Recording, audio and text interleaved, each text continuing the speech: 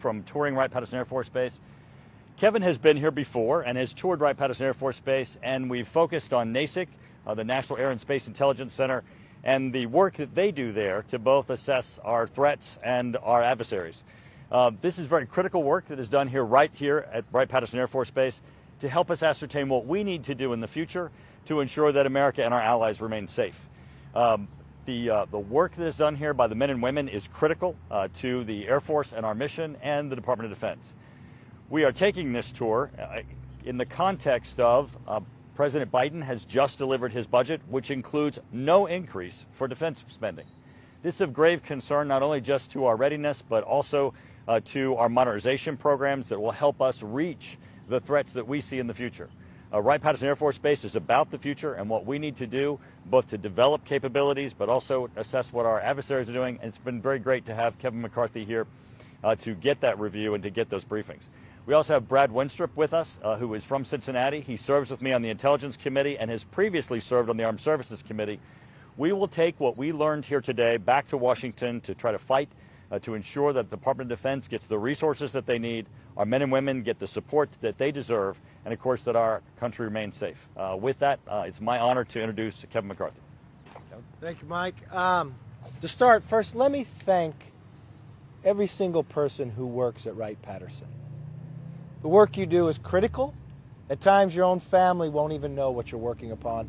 But as an individual who serves and has knowledge of your work, I want to thank you for it. It makes the world safer, makes America stronger. I want to thank Congressman Turner because he's brought me here. This isn't my first time, but if you've ever been to Wright-Patterson, you will always come back. The importance, the knowledge, the capabilities, to learn the capabilities of your adversaries, but also the capabilities that we have is critical right here at Wright-Patterson. You'll know that knowledge. There's a reason why Congressman Turner serves on armed services and also on intel. He is critical of the knowledge that he has, but also pushing within Congress to make sure America maintains our ability to be safe, maintains our ability for the next generation to have the capabilities to make sure America is safe around the world and the world is safer. It is only unique that you have also Brad Winstrup here, who also serves on intel. The knowledge is remarkable. He also serves still in reserves in the military itself. So that is unique for us, but also I want to thank them for their service. I want to come back because as you look at the world is much more challenging. Think about what has transpired just in this new administration. A cyber attack on the delivery of fuel. Now a cyber attack on the delivery of food within America. Many times war in the future are fought differently. Are we prepared? But what benefits and what resources do our adversaries have? We just listened to the Joint Chiefs of Staff report inside a hearing that China is putting substantial amount of money and sustaining that into the buildup of their military. These are reports that we can acquire here. What are their capabilities? What will their capabilities be in the future? You want to plan our own military to be able to deal with this into the future. That's why I was so disappointed when I saw the recent budget by the new administration under President Biden. He's not increasing why our adversaries are getting stronger. You take with inflation, he's actually decreasing our capability.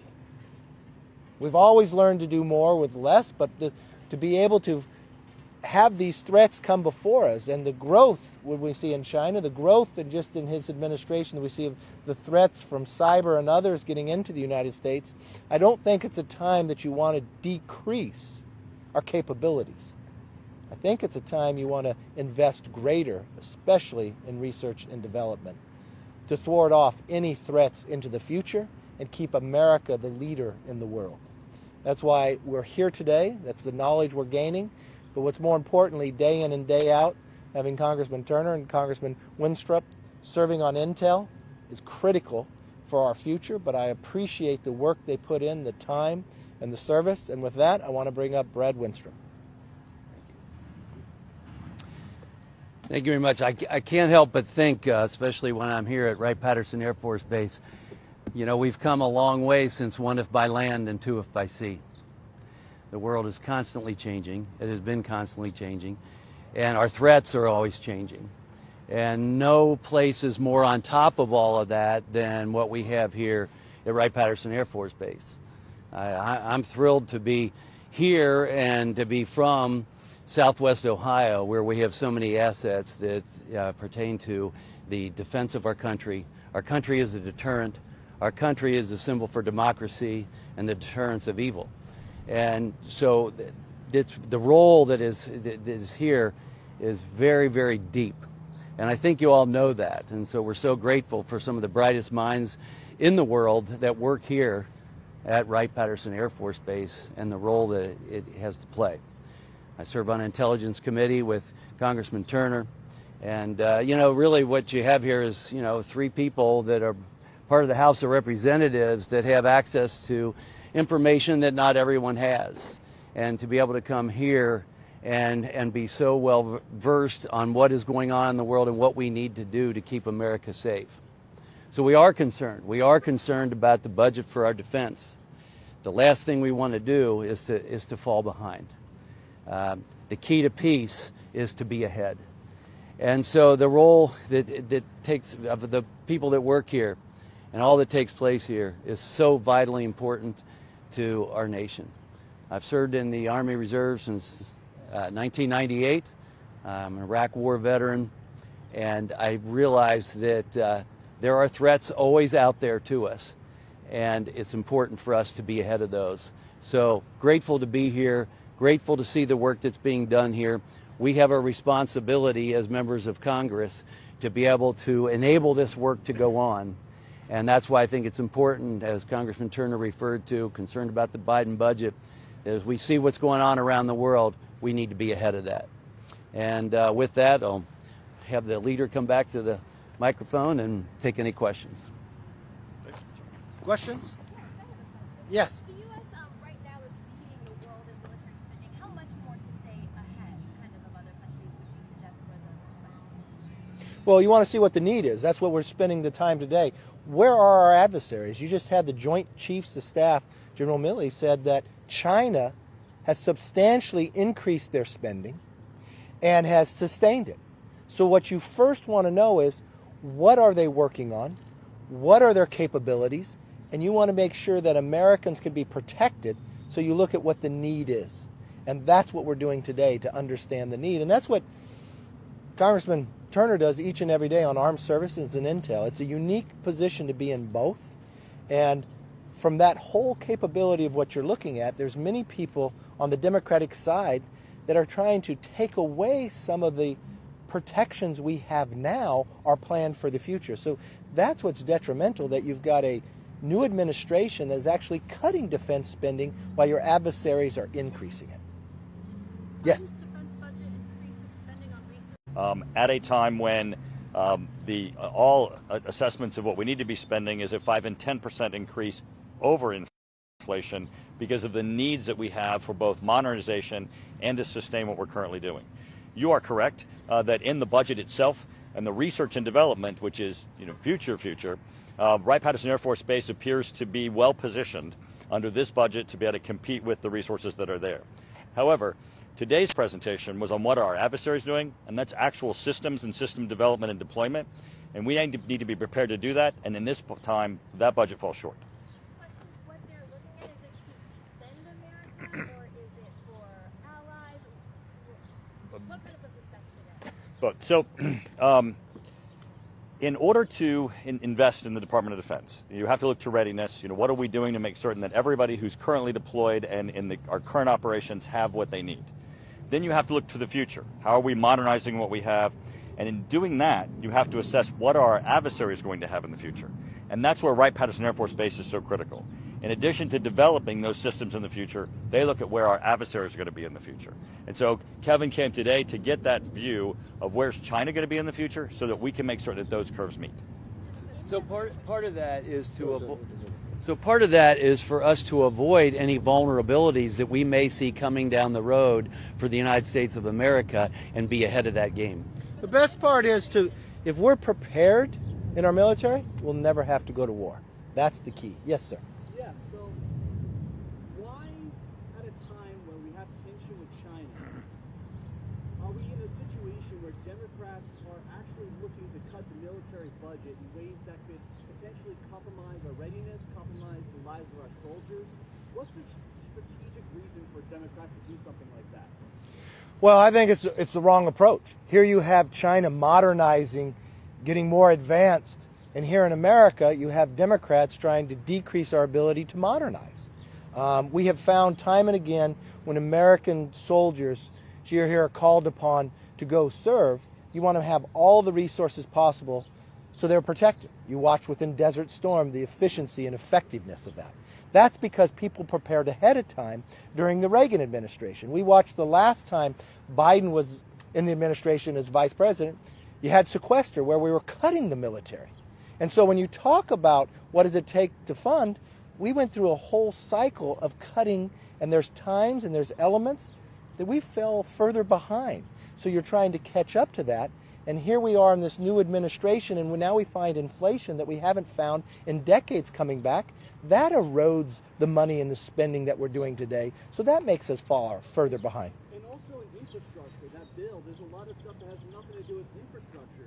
Couldn't Democrats just cut some of the money from there instead of cutting from the military? That's the direct conversation I had with the president and vice president in the Oval Office. I mean, I think Republicans want to do an infrastructure bill. And I told the president we could do a bipartisan infrastructure bill, but the very first thing we should do is let's both define what infrastructure is.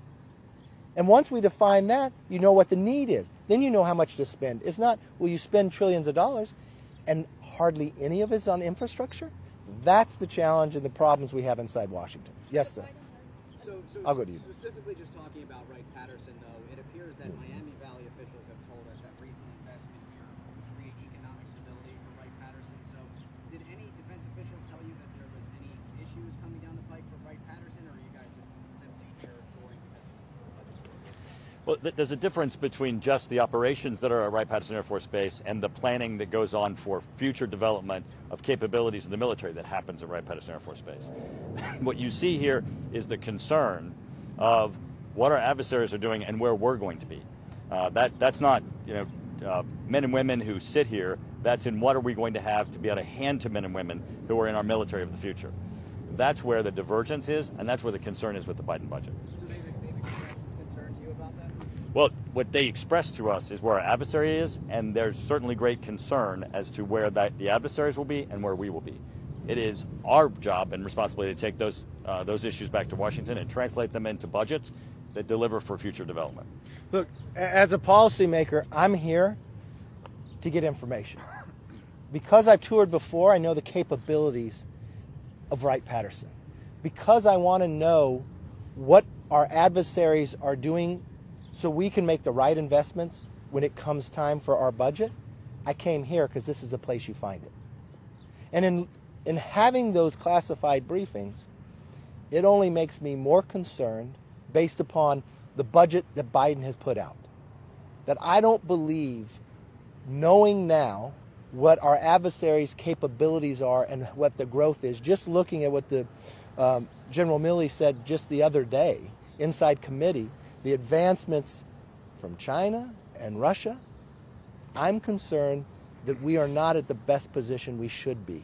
That in this new budget that the president proposed, I hope the president gets the briefing we just got before we make that decision. This doesn't have to be a Republican or Democrat approach. This should be an American approach with any time we watch in history. If you are not prepared for the future, you're going to have problems.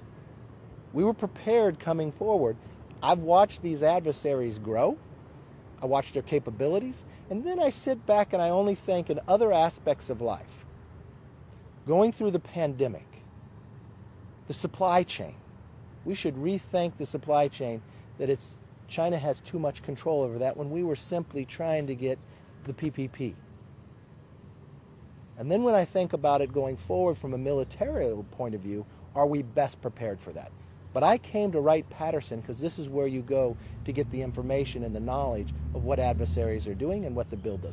Yes, okay, ma'am. To your last point, the Biden-Harris administration has said about the budget that their plan is to continue to run the war, and that their belief is increasing the budget is going to get us more problems with the Biden. So they have a different thought about that. Can I take this? Yeah, go ahead. Oh. This isn't an issue of deployment operations. This is an issue of what do you have as equipment and capabilities. If we do not modernize, which is a completely different category of the budget than just operations and deployments, we're going to see that the United States will be bypassed. And so that's where our concerns are. So the two issues that you raise are apples and oranges, that they're not comparable. Champ Sue? Yes, sir. Dr. Secretary, first and foremost, good afternoon to you, and thank you for bringing your guests to Wright-Patterson. Great seeing you. As always. My question is, you brought up China, that China was one of the topics, but is Russia left out of the loop on this? No. So at Wright-Patterson Air Force Base, they look at all capabilities of all of our adversaries in space and in the air. We focused today, with the limited amount of time that we had with Kevin McCarthy and the leader, and with Brad Winstrup from the Intelligence Committee, on one aspect of China's development. You could spend an entire career here, and there are 32,000 people who do, and I'm really greatly appreciative for all of their hard work. I think we're going to have to stop. Our time is, how much time? Maybe one more question? Okay, yes, ma'am. Well, any new projects coming out of the White Hat that were discussed, and added to that, are we talking about nuclear capabilities or more like modern technology? All across. Sure. Yeah. All across the board. I mean, obviously, those capabilities all across the board are of great concern. Certainly, NASIC that we just visited is undertaking the largest expansion that's ever occurred at Wright-Patterson Air Force Base, $180 million new construction. I think it certainly shows that on the issue of trying to support the men and women who work here, who try to tell us what we need for the future and develop the future, we're making the right investments. So with that, Last question, go ahead. Yeah, so why does it seem like right now that for the Biden administration, teaching critical race theory in the military is more of a priority than making sure the military has As a military man, Yeah, I'd be glad to answer that. And I'm going to answer that very matter-of-factly. I don't believe that belongs in our military and military training. To me, the military, someone who served for 23 years, that was the place to go where we were all on the same plane. You know, when I served in Iraq, all we cared about is we were all Americans. And that's all that mattered. And I had someone point out to me when I came back and gave a presentation, and they saw my slides, and they said, one thing I noticed, it seems like race didn't matter, did it? I said, absolutely not, because we were all Americans. We, you know what? We were all Republicans or Democrats. It didn't really matter. We were all Americans. And that's how the military has always operated, is that it's America first. And it wasn't until someone pointed that out to me. I was chief of surgery at a combat support hospital, and I looked at the people that actually I served with after someone pointed that out to me. I was the only Caucasian. We came from all corners of the earth. We came from, we had first generation Korean, Filipino, 2 from Puerto Rico, 2 from Nigeria, and the rest were Hispanic and African Americans and me. And we were all family. And some of them came to my swearing in. You know, this is a time for us to continue to focus on us being Americans first, and that's all that matters, and we move forward in our nation in that manner. So I'm glad to address that question at any time. You know, I will be the first to fight for any type of fight against any type of discrimination. But until we all continue to look at each other like we have in the military, look at each other as our fellow brothers and sisters and all children of God, that's how we're going to succeed. Thank you very much. Thank you.